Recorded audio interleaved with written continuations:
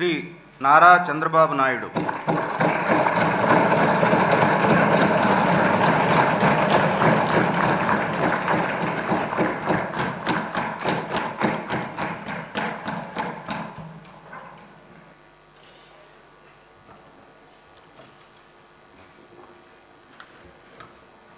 నారా చంద్రబాబు నాయుడు అనే నేను శాసనసభ సభ్యునిగా ఎన్నిక అయినందున శాసనం ద్వారా నిర్మితమైన భారత రాజ్యాంగం పట్ల నిజమైన విశ్వాసం, విధేయత చూపుతానని, భారతదేశ సార్వభౌమాధికారాన్ని, సమగ్రతను కాపాడుతానని, నేను స్వీకరించబోయే కర్తవ్యాన్ని శ్రద్ధాశక్తులతో నిర్వహిస్తానని దైవ సాక్షిగా ప్రమాణం చేస్తున్నాను.